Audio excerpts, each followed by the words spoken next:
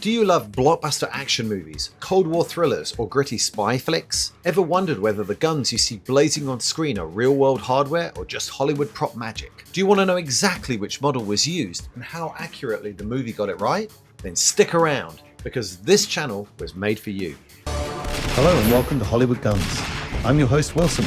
Whether you're into action flicks, classic thrillers, or unforgettable TV shows, this is the place where movie magic meets real-world firearms. On today's episode, we're featuring a machine pistol forged behind the Iron Curtain, a weapon that's small and sinister, and while it might not have the firepower of an Uzi or the fame of an MP5, this weapon carved out its own space in Cold War history and in Hollywood as a symbol of secret police, terrorists, and covert violence. We're counting down its 5 best movie appearances, ranked by 3 rules of Hollywood Guns. The movie must be awesome, the gunplay must be legendary, and most importantly, when I say the name of the gun, you should picture a specific film. So grab your popcorn and get ready, because this is the top 5 movie appearances of the VZ61 Scorpion. Background and history of the firearm. Once again, I'm back on location at Firearms in Scottsdale, Arizona, filming the VZ61s here from their reference collection. The team at Firearms have been the longest partner of this channel, so please remember to check them out if you live in the area or are visiting, and let them know that you appreciate their help with Hollywood Guns. Born behind the Iron Curtain, the VZ61 Scorpion was developed in the late 1950s and adopted in 1961 in communist Czechoslovakia, a time when NATO and Warsaw Pact forces were building entire arsenals to prepare for a war that never came. Unlike its Western counterparts, the Scorpion was designed for a very specific kind of warfare: urban, close range, and unofficial. It wasn't meant for soldiers on the front lines, it was meant for tank crews, security units, and of course secret police. The Scorpion is a select fire, straight blowback operated weapon that fires from a closed bolt. Chambered in the low recoiling 32 ACP, it operates without a delay mechanism, relying solely on bolt inertia and recoil spring strength. Upon firing, the bolt is driven rearward, extracting and ejecting the spent case vertically through the top cover. This is something we'll come back to in the countdown, so remember this point. Its compact design is made possible by a telescopic bolt that wraps around part of the barrel, and that shortens the action. The bolt includes a spring-loaded extractor and a fixed double ejector built into the frame. And to manage its high cyclic rate, the Scorpion uses a rate reducer housed in the pistol grip, lowering the fire rate from about 1,000 to around 800 to 850 rounds per minute. The rate reducer temporarily catches the bolt at full recoil, delaying its return using an inertial plunger and buffer system. It featured a top folding wire stock, iron sights, and magazines small enough to stash in your coat pocket or briefcase. And even though it was never mass issued to frontline Warsaw Pact troops, it found its way into the hands of Eastern Bloc intelligence services, STB agents, and eventually terrorist groups and organized crime syndicates across Europe, Africa, and the Middle East. By the 1980s, the Scorpion had become a symbol of the Cold War's dirty underside, compact, deadly, and untraceable. And when the wall fell, and the arms lockers were thrown open, the Scorpion made its next logical move, straight to Hollywood. Welcome to the intermission. If you've been watching the channel for a while, you know the drill by now. Because of the movie clips that I show, YouTube doesn't let me earn any ad revenue the normal way. So that's where the sponsors come in.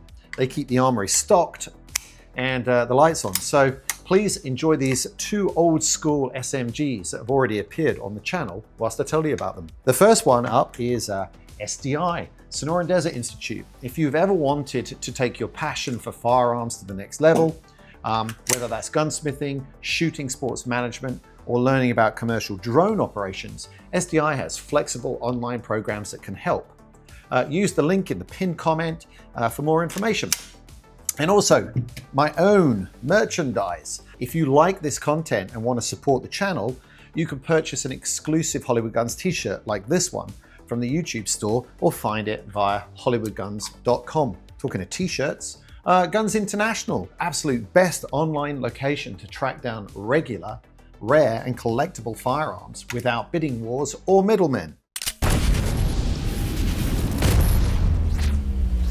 Kicking off the list at number 5, we've got Blade 2. Would you believe that despite Blade being one of my favourite late 90s action movies, I've never watched the sequel until now. I'd assumed it would be a lukewarm follow-up that couldn't live up to the original, and well, I'm afraid I wasn't wrong. But with 20 years of low expectations in the rearview mirror, I gave it a proper viewing. It's still got the core elements of the original, it's moody, cinematic, and the early fight scenes have got some style. But like so many sequels to iconic first films, Blade 2 ends up chasing a dragon that it just can't possibly catch. Blade's new sidekick? Terrible. His only redeeming quality is that he gets waxed at the end. And Whistler's resurrection is actually somehow believable, but the film fumbles Christopherson's character almost immediately. With the benefit of hindsight, the filmmakers also knew that one of the standout scenes of the first movie was the blood-soaked nightclub with its killer New Order remix. So they tried that formula again, but as so often happens, making things bigger and better just becomes weirder and falls flat. It's the same curse we've seen in other sequels. In Jurassic Park sequels, how do you top the T-Rex? In Alien Resurrection, we get a bizarre alien-human hybrid that isn't terrifying anymore, it's just sickening. And here, we get a disabled-looking vampire hybrid army that all have unbelievable super strength, and then a misfit squad of supposed elite blade hunters that fold the second the fighting starts, buried under layers of ironic and pithy dialogue. But, and this is why it makes the list, the VZ61 Scorpion gets a surprising amount of screen time in the hands of Nisa, one of the core characters. The sewer scene, if only briefly, cranks up the tension with her dual-wielding scorpions as they're swamped by the Reaper horde. It's stylish, fast, and for a few fleeting minutes, Blade 2 hits the mark. Then, it sinks back under the weight of its own expectations. Wait! You okay? We gotta move. We got a lot of company.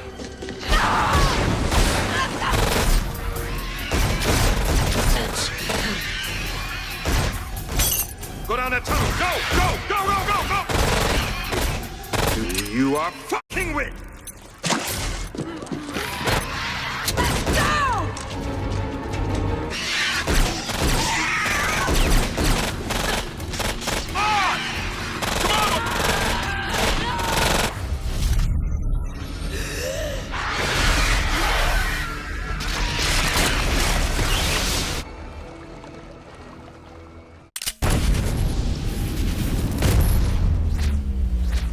As you know, I always reserve the number 4 slot for something British, and this week there's no Bond film in sight. Instead, I get to give a proper shout out to the gamers in the audience. Resident Evil Retribution is the 5th installment in the long-running sci-fi action horror franchise. The film picks up with Alice, Mia Djokovic, trapped inside a massive facility filled with simulated environments. As she fights her way through waves of infected clones and bioengineered monsters, she's reunited with familiar faces from earlier films, including Jill Valentine, now brainwashed and leading a strike team against her. The plot is bonkers, but the action is relentless. The VZ61 Scorpion appears in a slick callback to Resident Evil 5, where it's a playable weapon. Fittingly, it's wielded by Sienna Guillory, reprising her role as Jill. British, badass, and back in the catsuit. Did I like the movie? Not really. Did I enjoy combing through every clip to make sure we captured Sienna Guillory dual-wielding scorpions with maximum cinematic style? Absolutely.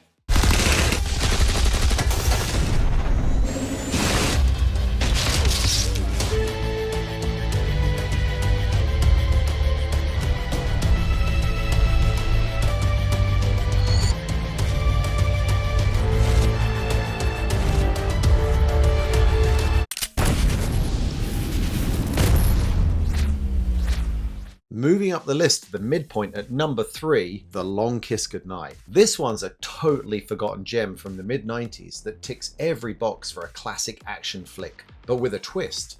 The story follows Samantha Cain, a seemingly ordinary schoolteacher who suffers from amnesia until fragments of her past resurface and she discovers she's actually a lethal government assassin. With the help of a wisecracking private investigator, played by Samuel L. Jackson, she dives headfirst into a conspiracy involving spies, betrayal, and a lot of weapons. It flips the buddy action formula on its head. The ultra-capable lead is female. Gina Davis absolutely owns this role, while Sam Jackson handles the comic relief and gets all the quotable one-liners. Yes, I'm a Mormon. That's why I just smoked a pack of Newport and drank 3 vodka tonics. I even read that in an interview in 2019, Samuel L. Jackson said that this role was actually his favourite of his acting career. We've already covered this film on the channel thanks to its gun-heavy highlights. That includes Nickel P226 previously seen in Bad Boys episode, the classic sniper rifle assembly scene, very reminiscent of Nikita, and of course the final showdown where the Scorpion makes its mark in dramatic fashion, sending the main villain flying off to meet his maker in a slow motion explosion of vengeance. If you've never seen it, you're in for a ride. Cold War leftovers, high-stakes spy games, and a lead who builds her own bulletproof reputation in real time. A totally underrated classic with a Scorpion kill worthy of a high place on the countdown. Sam, I'll be waiting for you to come rescue. Be just a minute. We understand your request, but... You can't kill me, motherfuckers!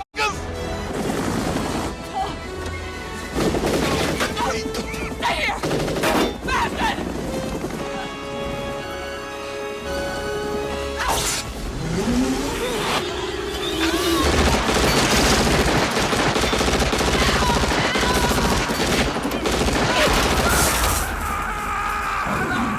Die screaming, motherfucker.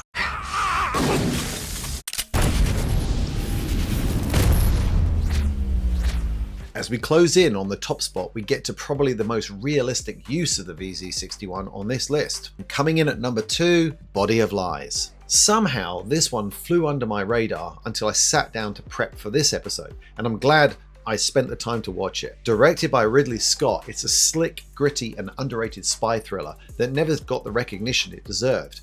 Probably the reason I hadn't seen it before now. Leonardo DiCaprio plays a CIA field operative embedded deep in the Middle East, walking the razor's edge between intelligence gathering and outright warfare. And Russell Crowe, nearly unrecognizable in dad mode, orchestrates the operation from afar, which is a pretty good metaphor for the handler's detachment from the human cost of war. In his review for the Chicago Sun-Times, Roger Ebert called the film smart, swift and grounded in the complexities of modern espionage, and I have to agree. Its brutal, boots-on-the-ground look at the war on terror, filled with moral compromise, paranoia and constant danger. As for the VZ61, it shows up early in 2 great scenes. One of Leo's assets is compromised, his identity blown to a terrorist cell, and he's about to be kidnapped, tortured, and inevitably will be forced to give up Leo's cover. There's no time for settlement. DiCaprio makes the call, cold and clinical, and pulls the trigger with a mercy shot. Moments later, Leo and his partner raid a safe house linked to the same cell, and here's where the Scorpion gets its best action, fired in tight claustrophobic hallways as he moves room to room before the location is wiped clean. It's a fast moment, heavy with tension and action, and the Scorpion feels right at home. Small, brutal and disposable, just like the assets in this world of shifting alliances and murky ethics. Can I turn around? Nazar's getting on his bike. Look up, Nazar!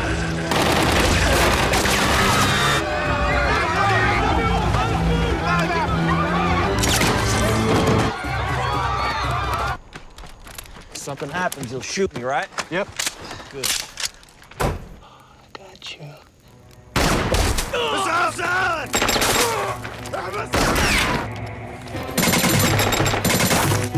Didn't request, you just...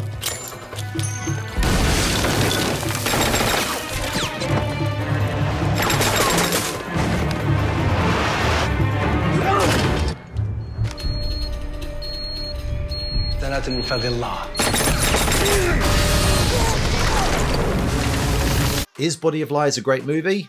Yes. Great gunplay? Absolutely. But it didn't quite make the top spot because, as we've learned before on this channel, it lacks that je ne sais quoi, or as I like to call it, unforgettability. But before we get to number 1, just like last time, here are the honourable mentions, and it's your turn to claim bragging rights in the comments by naming them all. Like it.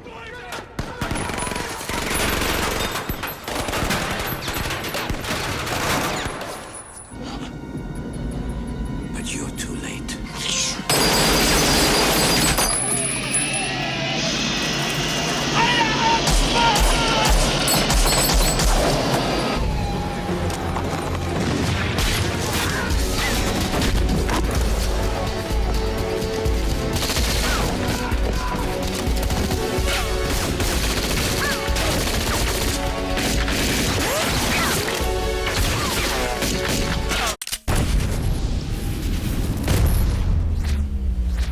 And here we are We've reached number 1, and yes, it's done it again. Another top 5 list and another undisputed champion. This scene already claimed the crown in our MP5K episode. But when a movie redefines the genre, that's not surprising. You know the one. The film that blurred the lines between reality and illusion, that asked the questions we didn't even know we were supposed to ask. Are we in control, or is free will just a simulation? So let's check those Hollywood Guns rules once again. Awesome movie? Easily. A top 5 of the 1990s, top 20 of all time. Gunplay? Some of the best ever filmed, especially the lobby shootout scene, which set a new standard. Memorable? Say Scorpion, and most people picture this moment. But wait, there's even more for the gun guys. We know they got the ejection pattern wrong. The real VZ61 spits brass upwards, not downwards like we see here. And that brass? We also know it's not 32 ACP, it's 5.56. These are clear mistakes, but somehow that just adds to it. It's not just action, it's a ballet of ballistic perfection and choreographed chaos in another movie that didn't need a sequel. It's unforgettable, unmistakable, and undeniably number 1. Neo, dual wielding of course. The number 1 on-screen appearance of the VZ Scorpion belongs to The Matrix. Okay, so what do you need besides a miracle? Guns. Lots of guns.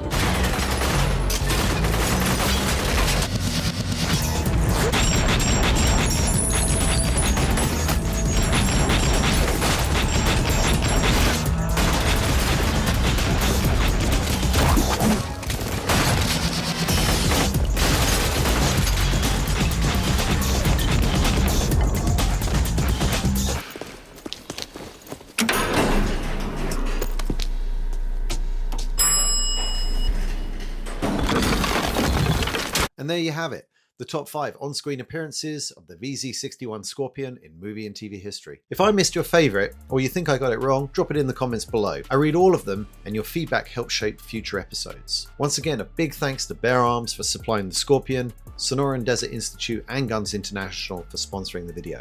And if you enjoyed this breakdown, please like, subscribe, and hit the notification bell so you don't miss upcoming episodes. And if you made it all the way to the end, thank you. You did us a favor. Carol Coonan. You're human. Barely. I'm a lawyer.